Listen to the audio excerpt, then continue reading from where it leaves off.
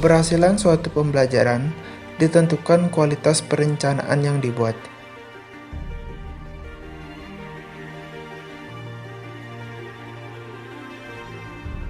Inilah sebabnya penyusunan RPP penting bagi pendidik. Kemudian, bagaimana penerapan RPP serta pembelajaran bahasa Jepang di SMA Negeri 1 Singaraja? Saat ini kami telah terhubung dengan narasumber, yaitu dengan yang terhormat Anak Agung Sri Suartini SPD sebagai guru bahasa Jepang di SMA Negeri 1 Singaraja yang akan kami wawancarai mengenai penerapan RPP dan pembelajaran bahasa Jepang di SMA Negeri 1 Singaraja.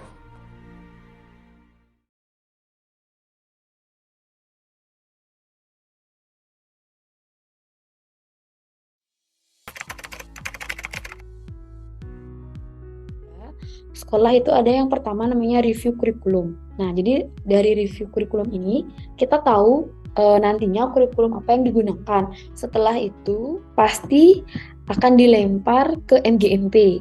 Lalu secara terperinci kami mendiskusikannya di SMA Negeri 1 Singaraja untuk penyusunannya, karena RPP itu kan disesuaikan dengan karakteristik siswa.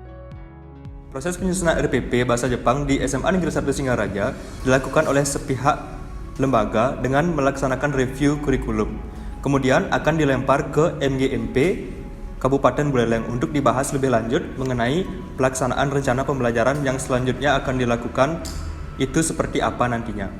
Kemudian dikembalikan lagi dan akan didiskusikan kembali secara terperinci di SMA Negeri 1 Singaraja.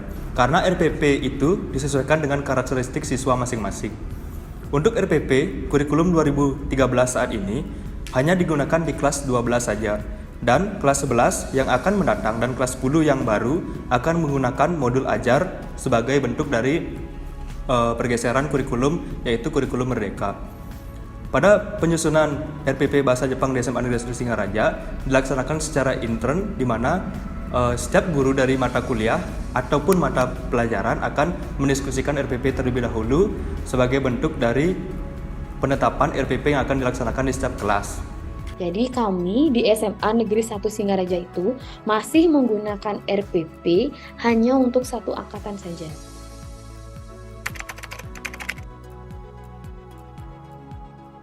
Seperti tadi, kita harus melihat karakteristik siswa tersebut. Jadi kalau misalnya metode ceramah, tanya jawab, tugas kelompok, proyek itu masih tetap masih kami gunakan. Untuk pertanyaan selanjutnya, yaitu pertanyaan kedua, bagaimana metode pembelajaran yang digunakan dalam RPP Bahasa Jepang di SMA Negeri 1 Singaraja? Metode pembelajaran yang digunakan menyesuaikan dengan karakteristik siswa masing-masing. Semua metode pembelajaran dapat digunakan, namun lebih penting yaitu mengamati lebih langsung karakter siswa sesuai dengan metode yang akan digunakan. Dikarenakan setiap kelas itu karakter siswanya berbeda-beda, sehingga metode yang digunakan akan disesuaikan dengan karakteristik siswa tersebut masing-masing.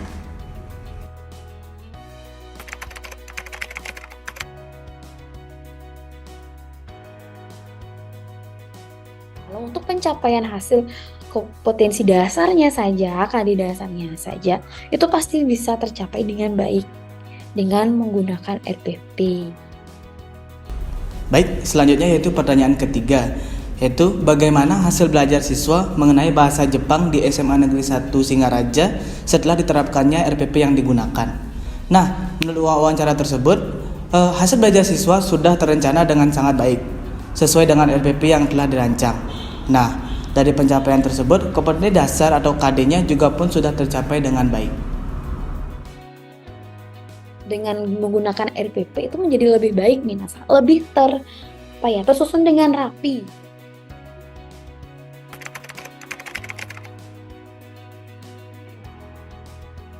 Jadi tantangannya itu pasti metode apa sih yang akan harus saya gunakan supaya RPP saya berjalan baik. Terus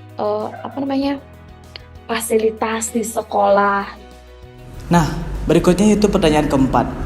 Apa tantangan yang dihadapi dalam mengimplementasikan RPP tersebut? Nah, adapun tantangan yang dihadapi meliputi yang pertama, memilih metode pembelajaran yang cocok diterapkan di kelas. Yang kedua, karakteristik berbagai siswa. Yang ketiga, fasilitas kurang memadai. Dan yang keempat yaitu alokasi waktu pembelajaran. Nah, jadi sebenarnya metode apa yang digunakan supaya bagus untuk siswanya? Atau mungkin games apa yang digunakan supaya kosakatanya itu atau bumpunya itu bisa diingat sama mereka?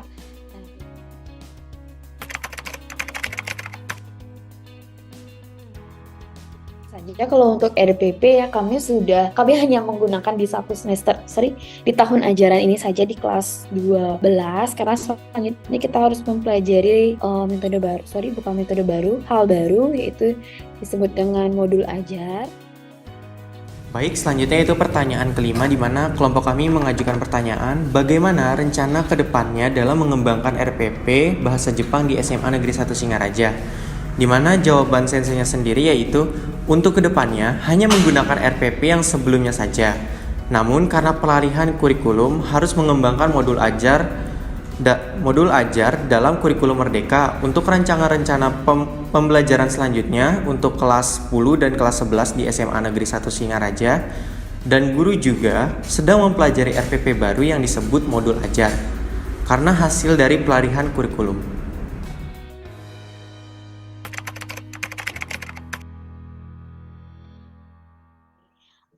Jadi sumber belajar itu karena kita bahasa Jepang, kita masih di bawah naungan Japan Foundation. Untuk kami di SMA Negeri 1 Singaraja itu masih tetap menggunakan modul, contohnya buku gitu ya, dari Sakura atau Minano Nihongo. Untuk pertanyaan berikutnya, yaitu pertanyaan ke-6. Sumber belajar atau media belajar seperti apa yang digunakan? Media dan sumber belajar yang digunakan sekarang yaitu buku Sakura dan Minano Nihongo, dan juga bantuan dari internet dan YouTube. Jadi, internet dan YouTube merupakan sumber penunjang yang digunakan dalam pembelajaran di kelas bahasa Jepang SMA Negeri 1 Singaraja.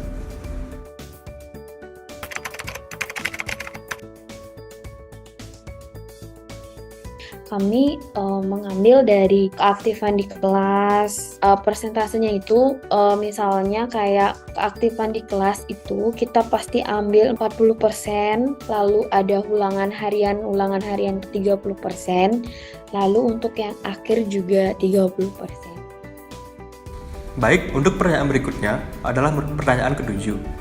Bagaimana penilaian yang dilakukan dalam pembelajaran bahasa Jepang di SMA Negeri 1 Singaraja? Penilaian yang dilakukan dalam pembelajaran bahasa Jepang di SMA Negeri 1 Singaraja mengambil dari aktivitas pembelajaran dan nilai tugas beserta keaktifan siswa di kelas seperti menjawab setiap pertanyaan yang diberikan oleh guru. Ada 3 rubrik penilaian sesuai dengan persentase yang telah ditentukan, yaitu keaktifan di kelas, ulangan harian, dan ulangan akhir. Namun, karena yang sekarang mengalami peralihan kurikulum, yaitu telah menggunakan kurikulum Merdeka, otomatis rubrik penilaian diubah lagi menjadi menggunakan keaktifan siswa di kelas, ulangan harian, dan ulangan akhir. Guru bebas memilih untuk ujian akhir ini seperti tes lisan, unjuk kerja, ataupun keinginan daripada guru tersebut dalam metode penilaian yang lain sebagainya. Agar guru bisa mengetahui langsung kemampuan siswa pada saat memberikan tes secara tatap muka, maka diberlakukan penilaian secara bebas kepada setiap guru masing-masing. Kedua, untuk penilaian akhir, tidak hanya bahasa Jepang, mata pelajaran lain pun itu dibebaskan.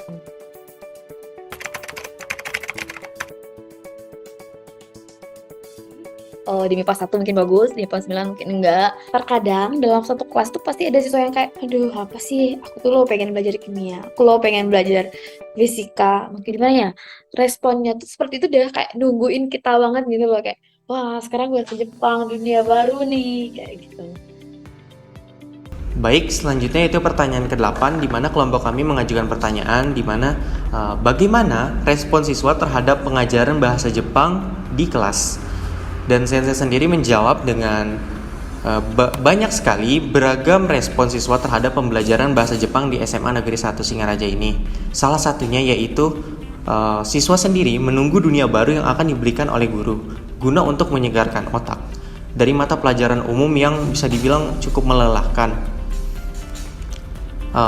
Jadi di dalam pelajaran bahasa Jepang sendiri lebih memberikan banyak games ketimbang teori, karena bertujuan untuk membangkitkan gairah belajar siswa untuk mempelajari hal baru dan untuk memberikan pemberian teori juga walaupun sedikit. Tapi guna untuk membimbing siswa agar memahami games apa yang dimainkan. Bukan berarti langsung game saja yang diberikan, tetapi teori juga tetap diberikan agar siswa memahami isi dari pembelajaran bahasa Jepang yang diajari oleh guru bahasa Jepang itu. Selanjutnya itu ada juga yang kurang berminat karena tidak sesuai dengan jurusan dari siswa tersebut yang kurang ditekuni. Misalnya jurusan MIPA yang mendapatkan mata pelajaran bahasa Jepang yang dimana tidak relevan dengan jurusannya sendiri.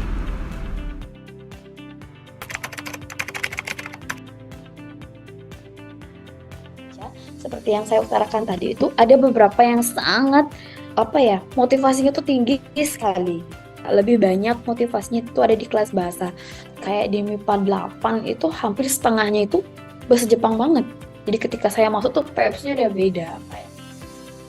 Baik, untuk pertanyaan ke-9 sendiri di sini kita mengajukan pertanyaan yaitu apakah siswa SMA Negeri 1 Singaraja ini memiliki motivasi yang tinggi untuk mempelajari bahasa Jepang? Dan bagaimana menurut Sensei sendiri? Sensei sendiri menjawab dengan ada banyak siswa yang termotivasi terhadap pengajaran bahasa Jepang di kelas, yaitu ada setengah dari seluruh siswa di salah satu kelas yang benar-benar menyukai pelajaran bahasa Jepang. Dan untuk anak kelas bahasa sendiri, siswa-siswanya juga memiliki hal yang sama dengan siswa MIPA.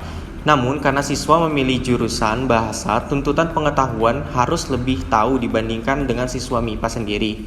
Di dalam mata pelajaran bahasa Jepang, harus juga mengetahui seluk-beluk budaya Jepang dan sebagainya mengenai Jejepangan.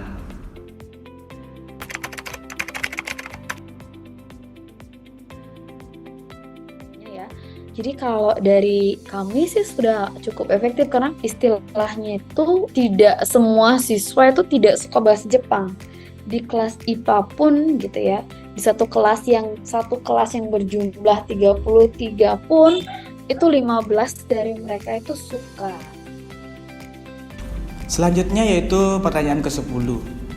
Apakah pelajaran bahasa Jepang di SMA Negeri 1 Singaraja sudah cukup efektif dalam membantu siswa mencapai kompetensi bahasa Jepang yang diterapkan?